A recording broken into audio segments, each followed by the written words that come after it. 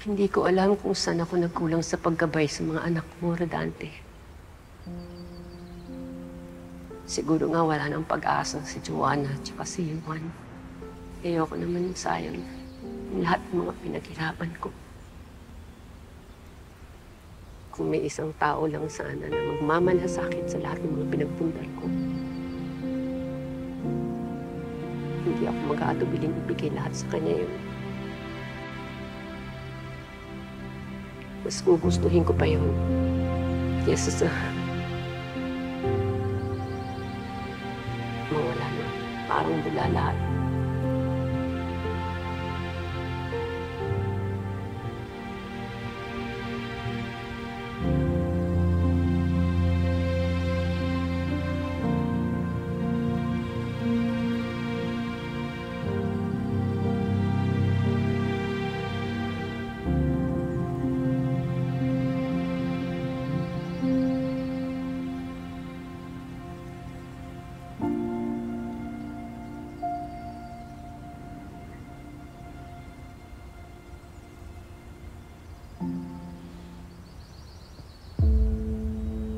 Sana nga manakapark yung sasakyan.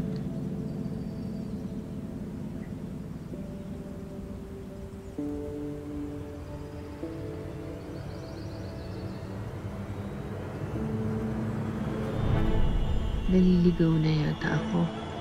Ano ba itong nangyayari sa akin? Bakit pa ako nalilito ng ganito? Akin na yung mga alas mo, hindi puputasin ko tagiliran mo. Laki-laki ng katawan mo, hindi ka magtrabaho? Dami mo pang sinasabi. Gusto mo patayin kita? Hindi. Hindi ko pa naayos yung mga dapat kong ayusin. Dami mo pang sinasabi. Akin na yan! Akin na yung mga alas mo, bilisan mo! Oo. Paging pakita. Bilisan mo! Bilis! Oo na!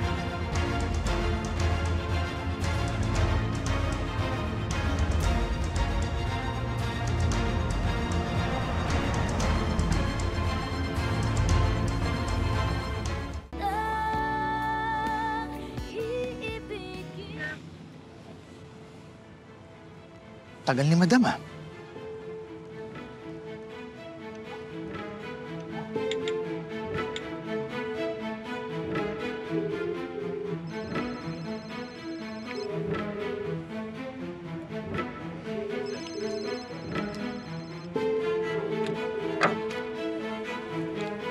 Day, iwan pa yung telepono.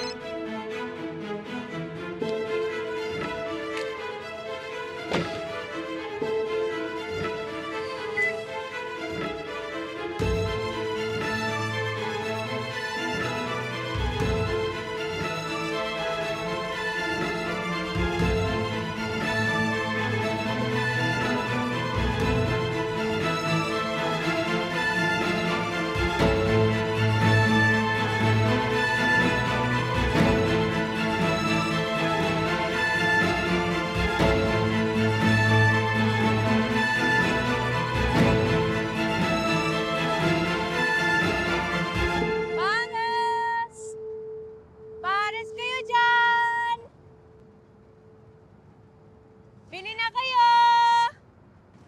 Pares, binili na ho kayo. Mainit-init pa. Pares ho kayo dyan. Uy pala. Sarap.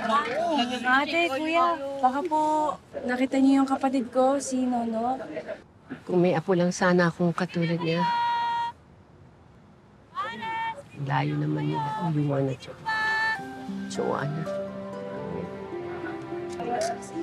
Ganun po ba? Sige po, kung sakaling makita niyo siya, patawagan na lang po ako agad. Sige, may number naman pala dyan. Salamat po.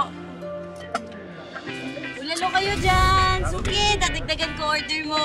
Order pa po? Ay, sa pabombo. Sige po.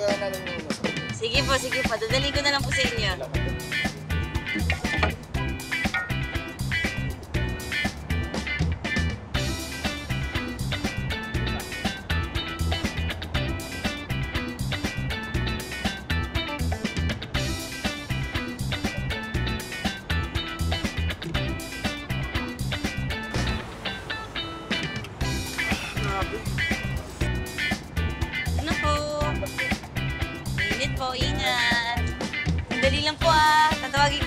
pag may bakante na po.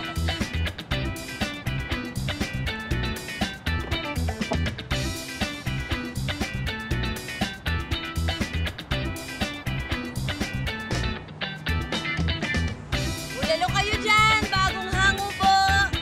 Mainit pa! Malaman! Pares! Pares kayo dyan!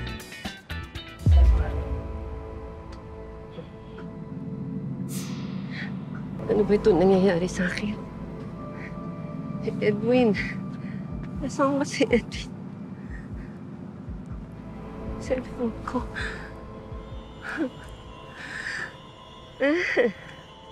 Pares! Pares kayo dyan!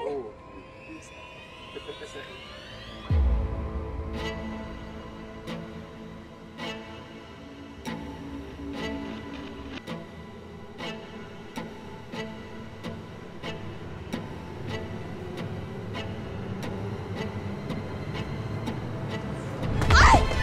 Si Lola! Wait lang po. Tutulungan ko lang po si Lola. Lola! Lola! Lola? Lola? Lola po! Lola! Ano po? Pwede po may tumawag ng taxi? Tumawagin yung taxi! Bilis! Pwede po natin, para ate, baka po pwede may tumawag ng sasakyan o kahit ano, pwede natin sundin sa ospital. Lola? Bilisan nyo! Taxi! Bilis!